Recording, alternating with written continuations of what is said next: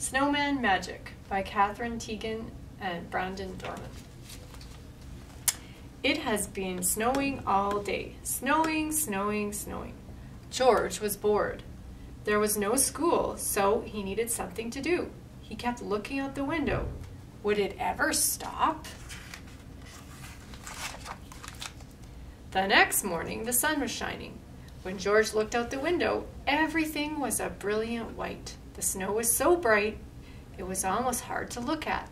If he squinted, he could see it was very deep, and it had drifted high against the slope in his backyard. George put on his warm socks and his snow pants and his flannel shirt. Then he put on his snow jacket, his boots, his mittens, and his hat.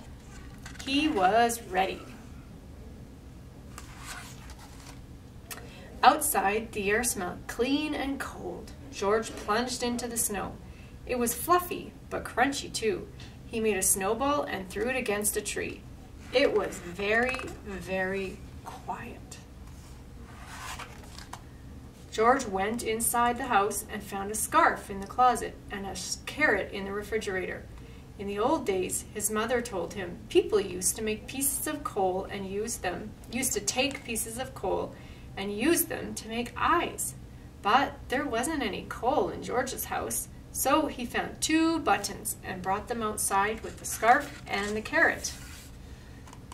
So, what do you think he's making? He carefully pushed the buttons into the small ball near the top. He stuck the carrot in the center. He found a few small twigs and used them to make a mouth.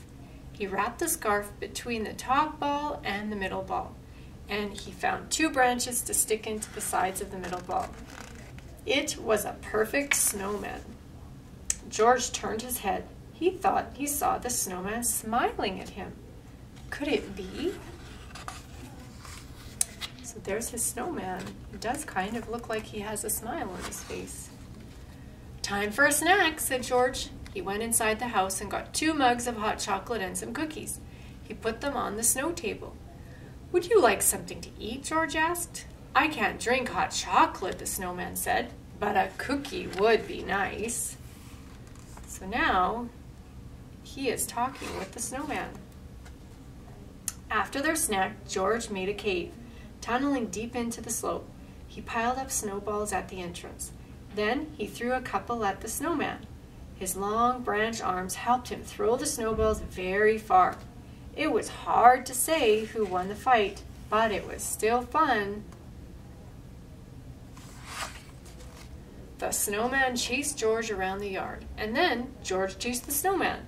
The snowman couldn't move that fast, so it was easy for George to sneak up on him.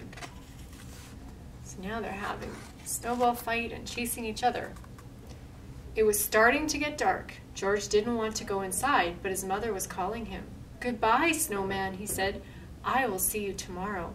George thought he heard the snowman say, good night.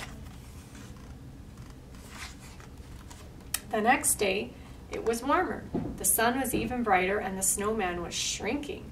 George played with him all day, but he could tell that the snowman didn't have quite the same energy.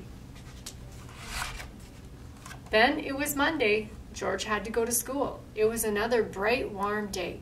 When he came home, the snowman was almost gone.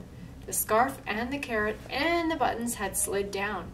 He could hardly recognize his snowman. The cave had collapsed too, and the snow table had melted. So there's the melted snowman. The next morning, George looked out the window. It was snowing. Snowing, snowing, snowing. He couldn't wait. What do you think he did? He couldn't wait to build his snowman again. So he's going to build him again. He has a friend to play with. So today our craft is to build our own snowman. So you can make yours look however you want, or you can make it look like the one in the book. So what I started with was some of these paper doilies.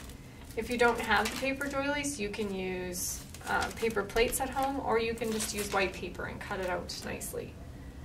So I am going to glue 3 of the paper doilies together. So I have a large one and a small one, and then for the top of his head, I've taken my small paper doily and just trimmed the sides of it to make it a little bit smaller, since usually the top one is the smallest.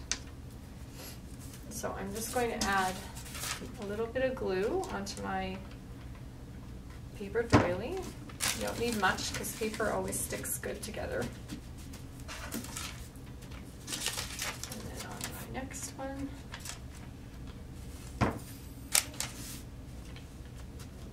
Alright, so there's the start of my snowman. And then to decorate my snowman, I decided to use bingo jobbers, and I also have some sequins. You can use markers or whatever you want. So if you have bingo jobbers at home, they're always fun for kids to play with. And you can just use your bingo jobber to make decorations like that, or you can use it to create his face like that. So however you like. Do some more decorating with my bingo jobbers.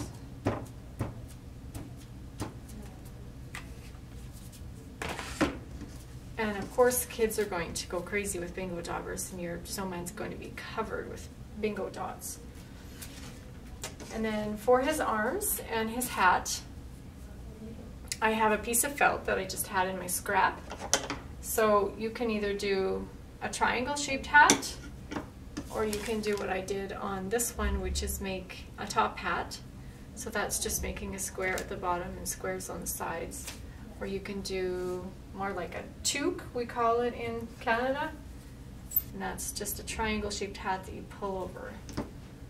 So I'm just going to attach my triangle to his head. And again, that was just a scrap that I had in my bin.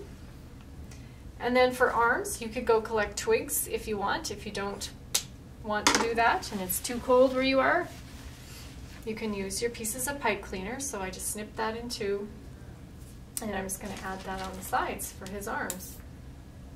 Because in the story, the snowman had arms to throw snowballs back.